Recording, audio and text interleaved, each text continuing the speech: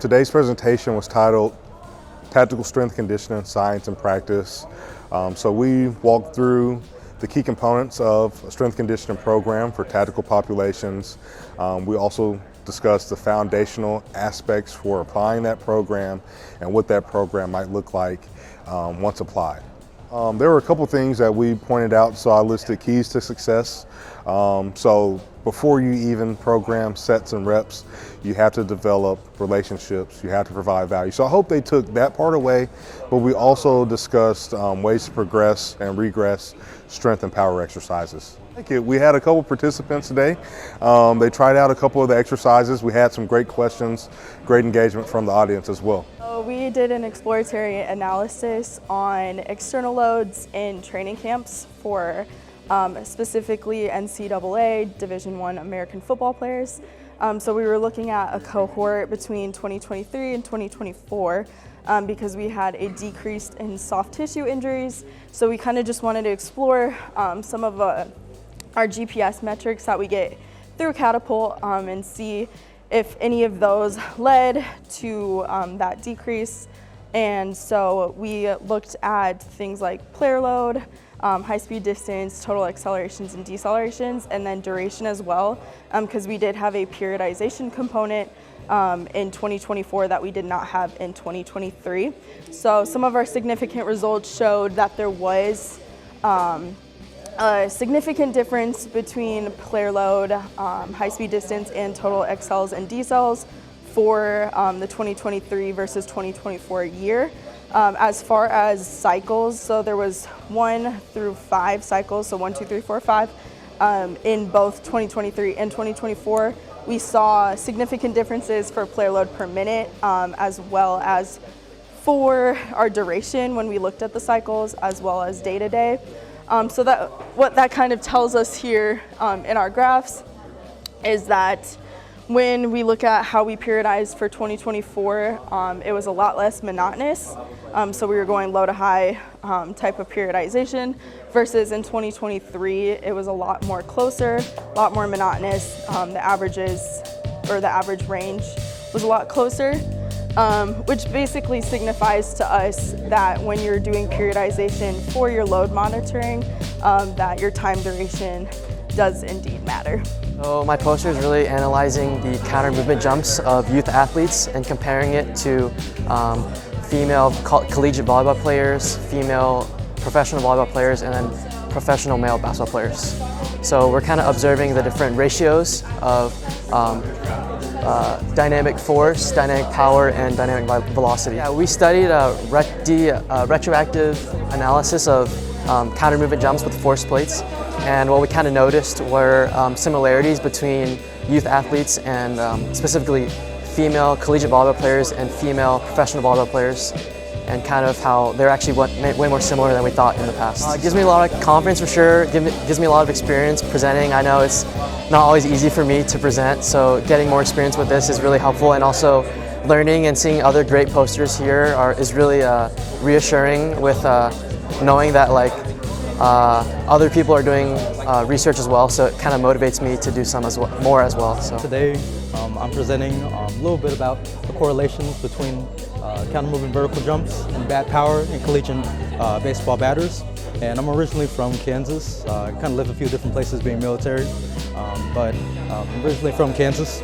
And so today, big thing that we're looking at is how do the forces that are generated during a vertical jump, how does that correlate between various bat metrics that are on a blast accelerometer on the bottom of a baseball barrel.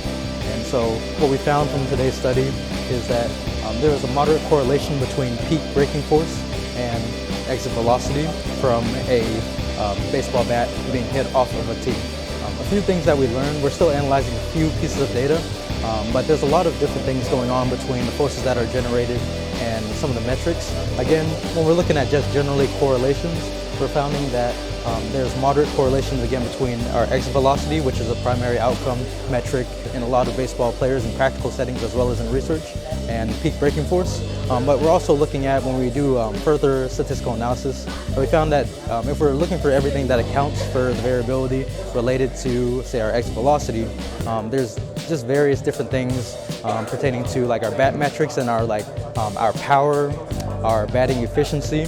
So things that are really pertinent to the force generation and the speed at which we hit the ball, those things are really going to affect the exit velocity, which kind of generally you would think from a practical sense that does make sense when we're thinking about forces generated from the ground and the legs all the way up through the arms and swinging through a T in a transverse plane. You're going to think about those forces are all going to work together to act efficiently to make that power more efficient and thus the speed and that exit velocity be more powerful. I looked into the influence of arm swing versus no arm swing on counter movement jump. And I looked into male Division II basketball players, and I looked at 15 of their counter movement jump results, and each of them did 3 jumps. And I did descriptive statistics, means and standard deviations to eventually find out that there were significant differences between arm swing and no arm swing conditions. And specifically, I found the outputs to be significantly different, specifically jump height, takeoff velocity, and average braking velocity. And that was interesting because the outputs were more affected between conditions than drivers and strategies. And so based on that knowledge, basketball players, specifically male basketball players, should focus on outputs to improve their jump performance, and specifically improving jump height, takeoff velocity, and average braking velocity to hopefully improve their game and their jumping ability. So this is data taken from Division II NCAA volleyball players. We did the they did the ASH test. So that is measuring shoulder power in 3 different positions. And what we found is that within the I and Y positions, the volleyball players were stronger than in the T positions, which when you look at the demands of the sport of volleyball, that makes sense that they would have the most power from the areas where they're producing power in the sport. The biggest thing was just how different how much power difference there was between the T and the Y and the I. When I would think of volleyball, I would think of like shoulder girdle strength, stuff like that. So it was just kind of surprising to find out how big of a difference there was between just this position and this position in their shoulders. This study is about wheelchair basketball players, where we're doing correlation between seated medicine ball throw test and hand grip strength. So those are your basic anthropometric tests, and then we'll correlate that with free throw shooting performances measured in percentage. And then, as we can see on the top and bottom, these are the correlation matrix, where we can see a generally positive trend between your grip strength and shooting performance, as well as a medicine ball toss test against shooting performance. So, which in case, the main point is you got to have both upper body strength and power to develop your wheelchair basketball players properly in order to have them to shoot better. Preliminary findings. I studied the influence of arm swing on counter movement jumps in female basketball athletes. So essentially, 18 females from the University of Nebraska-Kearney were told to do 2 jumps, one with an arm swing and one without. And essentially what we found was that the strategies, so choices that were made by the athlete, things like counter movement depth and phase duration, were really significantly affected by having an arm swing. And we think that might be because of ways that they were training before the study, and also just being used to using arms versus no arms. being basketball athletes. This is my first real research opportunity, so it's been good to just dip my toe in and kind of get a feel for how research works. I feel like I've gotten better at public speaking and communicating my ideas. Yeah, it's just, I feel like, invaluable experience. It's an integrated approach to optimizing soccer performance, and from what we collected from the tests we used, the test mostly focused on strength and power, speed and endurance, and Emily can speak to the test better than I can, but we created these overall athleticism sports cards which kind of display all of the data that the coaches and athletes need to know to move on and create a more individualized approach in their programs and better develop themselves as soccer players. Yes, and for the test specifically, for explosive strength, we used counter movement jumps with lower body isolation by keeping their hands on their hips while they do the jump.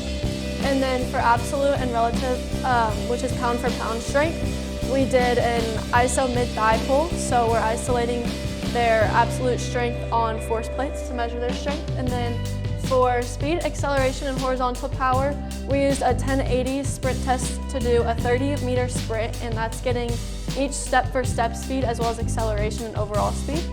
And then for their change of direction speed, we use the 505 test, which you can see right here. And so what that does is it measures their change of direction speed over 5 meters, and then you turn and then you come back.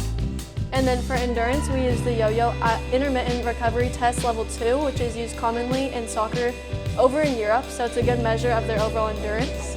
And then for shooting power, we use the raw shooting test, which can be seen up here. And what it does is it uses a segmented grid that allows points for each area of the goal. And then we also use a radar gun that allows us to measure the force in which they apply to the ball. It was super cool. This is my first research project that I've really done something for and had my name on. And especially as a freshman, it's really cool to get involved so early and have this opportunity. And Min giving us this chance to present his work is just really special. And I got to talk to a lot of people, a lot of great questions, and just a good experience overall. Yeah, I mean, honestly the same for me. I feel like just the experience as a freshman is something that not a lot of people get, and so I'm super grateful for that. And then just getting to meet everyone in here, everyone at the clinic has just been such an unreal experience.